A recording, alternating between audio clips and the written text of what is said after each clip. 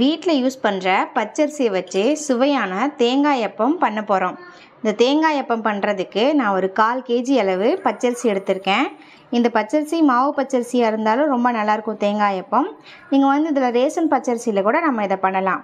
பாருங்கள், பச்சரிசி இந்த மாதிரி நல்லா முத்து முத்தாக இருக்கணும். இந்த பச்சரிசியை ஒரு 3-4 டைம் நல்லா வாஷ் பண்ணிக்கலாம். அரிசி மூழ்கிற அளவுக்கு தண்ணி ஊற்றிட்டு இந்த மாதிரி நல்லா கரைச்சி விடுங்க. அப்போ தான் அரிசியில் இருக்க அந்த கசடெல்லாம் நீங்கும். பாருங்கள், தண்ணி எவ்வளோ கலராக இருக்குது அப்படின்னு சொல்லிட்டு. அரிசியை ஒரு 4-5 டைம் நல்லா வாஷ் பண்ணிட்டேன். பாருங்கள் எந்தளவு நல்லா பளிச்சுன்னு இருக்குது அப்படின்னு.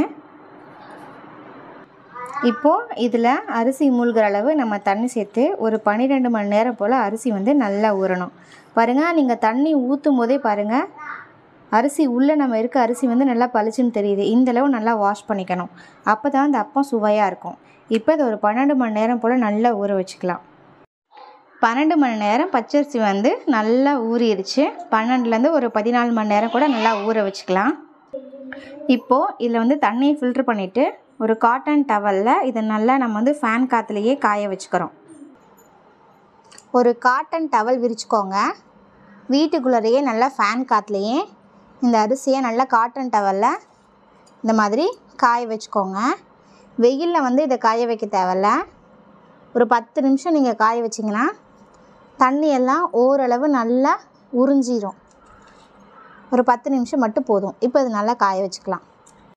பாருங்கள், ஒரு 10 நிமிஷம் நல்லா ஃபேன்லேயே ஆற விட்டாச்சு. இப்படி எடுத்திங்கன்னா இந்த மாதிரி கையில் ஒட்டும். இப்படி உதுத்து விட்டிங்கன்னா எல்லாமே விழுந்துடும். இதுதான் இதோட பதம். இப்போ நம்ம காய வச்ச இந்த பச்சரிசியை மிக்ஸி ஜாரில் சேர்த்து எந்த அளவுக்கு நல்லா ஃபைன் பவுடராக அரைக்க முடியுமோ அந்த அளவுக்கு நல்லா ஃபைனாக அரைச்சிக்கலாம். காய வச்ச பச்சரிசியை கொஞ்சம் கொஞ்சமாக சேர்த்து நல்லா ஃபைனாக அதில் அரைச்சிக்கலாம். நான் வந்து பச்சரிசி கம்மியாக தான் எடுத்திருந்தேன். அதான் எல்லா அரிசியுமே மிக்ஸி ஜாரில் சேர்த்துட்டேன். இது கூட ஒரு 3 ஏலக்காவை சேர்த்து இது எந்த அளவு நல்லா ஃபைனாக அரைக்க முடியுமோ நல்லா ஃபைனாக அரைச்சிக்கலாம். பாருங்கள், நல்லா ஃபைனாக அரைச்சாச்சு. இப்போ இதை வந்து நம்ம ஜலிச்சுக்கலாம். கொஞ்சம் கொஞ்சமாக சேர்த்து நல்லா சலிச்சுக்கோங்க. கொஞ்சம் கொஞ்சமாக மாவை சலிச்சுட்டு அதுக்கப்புறம் இந்த மாதிரி நல்லா அமுத்தி வச்சுடுங்க. அப்போ தான் வந்து மாவு வந்து காயாமல் இருக்கும். இப்போ இதை ஒரு ஓரமாக வச்சுக்கிட்டு நம்ம பாகு காய்ச்சிக்கலாம். ஒரு அடிகனமான பாத்திரத்தில் நம்ம வெள்ளை பாகு காய்ச்சிக்கலாம். நான் வந்து 1 கப் அளவு மாவு எடுத்தேன். 3/4 கப் அளவு நீங்கள் வெள்ளை எடுத்துக்கோங்க. 3/4 கப் இல்லாட்டி 1 கப் அளவு வெள்ளை எடுத்துக்கலாம். இப்போ இதை வந்து நம்ம பாகு காய்ச்சி ரெடி பண்ணிக்கலாம். ஒரு 3/4 கப் அளவு வெள்ளம் சேர்த்துக்கலாம்.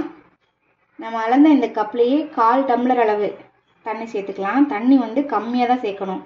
அதிகமாக சேர்த்துட்டிங்க அப்படின்னா நமக்கு அந்த பதமும் வராது, அந்த அப்பமும் கரெக்டாக வராது. ஃபஸ்ட்டு இந்த வெல்லம் வந்து நல்லா கரையிட்டோம். கரைஞ்சி இதில் இருக்கிற தூசெல்லாம் நம்ம ஃபில்டர் பண்ணிவிட்டு அதுக்கப்புறமேட்டுக்கு தான் நம்ம பாகு ரெடி பண்ணிக்க போகிறோம். பாருங்கள், வெல்லத்தை வந்து நல்லா கரைச்சாச்சு. அதுக்கப்புறமேட்டுக்கு நான் முன்னாடி சொல்லியிருந்தேன் இந்த அடிகனமான பாத்திரத்தில் நம்ம காய்ச்சி வச்ச இந்த வெல்லத்தை நல்லா ஃபில்ட்ரு பண்ணிக்கலாம். ஏன்னா இதில் ஏதாவது மண் தூசியெல்லாம் இருக்கலாம் இல்லைங்களா, ஸோ அதெல்லாம் நல்லா ஃபில்ட்ரு பண்ணியாச்சு. இப்போது அடுப்பை ஹை ஃப்ளேமில் வச்சு இதை நல்லா காய்ச்சி பாகு ரெடி பண்ணிக்கலாம். இந்த பாகோட பதம் பார்த்திங்க அப்படின்னா இந்த பாகு கொஞ்சம் எடுத்து நீங்கள் தண்ணியில் ஊற்றுனீங்க அப்படின்னா அது அப்படியே திரண்டு மேலே வரணும். திரட்டுறதுக்கு நம்ம உருட்டுறதுக்கு ஈஸியாக இருக்கணும். அதுதான் இதோட பதம். இப்போது இதை நல்லா கொஞ்சம் கொஞ்சமாக நல்லா காய்ச்சிக்கலாம். பாருங்கள், நல்லா காய்ச்சியாச்சு. இப்போது இதிலேருந்து கொஞ்சமாக எடுத்து ஒரு பவுலில் தண்ணி ஊற்றி அந்த தண்ணியில் இந்த பாகை ஊற்றியாச்சு. பாருங்கள், தண்ணியில் கரையலை. இந்த மாதிரி பாகை அந்த மாதிரி உருட்டுறதுக்கு வரணும். இதுதான் இதோட பதம். இந்த ஸ்டேஜில் அடுப்பு ஆஃப் பண்ணிட்டு கடகடகடன்னு இந்த சூட்டோடவே நம்ம 1 கப் தேங்காய் துருவி வச்சுருக்கோம். அதை வந்து இதில் சேர்த்துக்கலாம். சேர்த்து நல்லா கிளறி விட்டுக்கலாம். இது வந்து டக்குன்னு பண்ணணும். கொஞ்சம் விட்டிங்க அப்படின்னா அது ஒரு மாதிரி செட் ஆயிரும். மாவையும் நம்ம சலிச்சு வச்சுருந்த மாவையும் கொஞ்சம் கொஞ்சமாக சேர்த்து நல்லா கலந்து விட்டுக்கலாம். பாருங்கள், எல்லாத்தையுமே நல்லா கலந்தாச்சு. கலந்ததுக்கப்புறம் இந்த மாதிரி மட்டை தட்டி விட்டுருங்க. கிட்டத்தட்ட இது அதிரசம் மாதிரி தான். அதிரசமாக இருந்தால் ஒரு 2 நாள் வந்து மாவை நல்லா புளிக்க வச்சு ஊற வச்சு அதுக்கப்புறம் தான் நம்ம சுடுவோம். பட் இந்த தேங்காயை வந்து ஒரு 10 நிமிஷம் இது ஊறினா போதும். இது மேலே லைட்டாக தேங்காய் எண்ணெயோ இல்லை நெய்யோ சேர்த்து இந்த மாதிரி ஸ்ப்ரெட் பண்ணி விட்டுக்கோங்க. ஏன்னா நல்லா மணமாக இருக்கணும் அதுக்காக. இது ஒரு 10 நிமிஷம் போல் ஊறட்டும். பாருங்கள் 10 நிமிஷம் ஆயிடுச்சு. மாவு நல்லா ஊறிடுச்சு. இப்போ வந்து இது நம்ம தேங்காய் அப்பம் சுட்டு எடுத்துக்கலாம். பொரிக்க தேவையான அளவு ஆயில் ஊற்றி நல்லா சூடு பண்ணிக்கோங்க.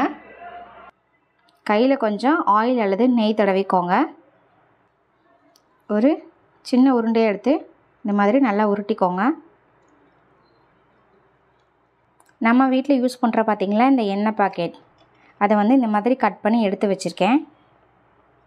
அதில் இந்த மாதிரி நல்லா தட்டி விட்டுக்கோங்க. இந்த கவர்லேயே வந்து ஆயில் இருக்கும், அதனால் இதை வந்து ஆயில் அப்ளை பண்ணல. இந்த மாதிரி நல்லா தட்டி விட்டுக்கோங்க. ரொம்ப தட்ட வேணாம், இந்தளவு தடிமன் இருந்தால் போதும். ஏன்னா நல்லா சூடாயிடுச்சு. இப்போ நம்ம தட்டினா இந்த பச்சரிசியை அதில் சேர்த்துக்கலாம். இது வந்து நல்லா வெந்து மேலே வரும். அடுப்பை வந்து ஹை ஃப்ளேமில் வச்சுக்கோங்க. இது மேலே நல்லா எண்ணெய் ஊற்றுனீங்க அப்படின்னா நல்லா புசு புசுன்னு வரும். இப்போ 2 சைடும் நல்லா பொன்னிறமாக பொரித்து எடுத்துக்கலாம். பாருங்கள், பார்க்குறதுக்கு நல்லா பூரி மாதிரியே இருக்கும். இதே மாதிரி நீங்களும் வீட்டில் ட்ரை பண்ணி பாருங்கள். குழந்தைங்க எல்லாருக்குமே ரொம்ப விரும்பி சாப்பிடுவாங்க. பாருங்கள், 2 சைடுமே நல்லா பொன்னிறமாக வெந்துருச்சு. இதை எடுத்துகிட்டு அடுப்பை லோ ஃப்ளேமில் வச்சுக்கோங்க. இப்போ இது ஒரு பிளேட்டுக்கு மாற்றிக்கலாம். இதே மாதிரியே எல்லாத்தையுமே சுட்டு எடுத்துக்கலாம். உங்கள்கிட்ட இந்த மாதிரி எண்ணெய் பாக்கெட் இல்லை அப்படின்னா இந்த மாதிரி ஒரு வாழை இலையில் ஆயில் அப்ளை பண்ணி வச்சுக்கோங்க. நெய் இல்லாட்டி ஆயில் அப்ளை பண்ணி வச்சுக்கோங்க. இதுலேயும் இதே மாதிரியே தட்டி நம்ம பொரிச்சுக்கலாம். ரெண்டாவது நீங்கள் அப்பத்தை ஆயிலில் போடும்போது அடுப்பை ஹை ஃப்ளேமில் வச்சுக்கோங்க. அப்போ தான் நல்லா பொரிஞ்சு வரும். இந்த அப்பத்தை சாப்பிட்றதுக்கு செம்ம டேஸ்ட்டாக இருக்கும். இதை ஒரு தடவை நீங்கள் ட்ரை பண்ணி பாருங்கள். அடிக்கடி நீங்கள் வீட்டில் செய்வீங்க. அவ்வளோதான், இதே மாதிரியே எல்லாத்தையும் பொரிச்சுக்கலாம். பாருங்கள், இப்போ எல்லாத்தையுமே சூப்பராக சுட்டு எடுத்தாச்சு. பாருங்கள், நல்லா புசு புசுன்னு நல்லா கிறிஸ்பியாக இருக்குது. பாருங்கள், தேங்காய் அப்பம் எவ்வளோ சூப்பராக இருக்குது அப்படின்னு சொல்லிட்டு.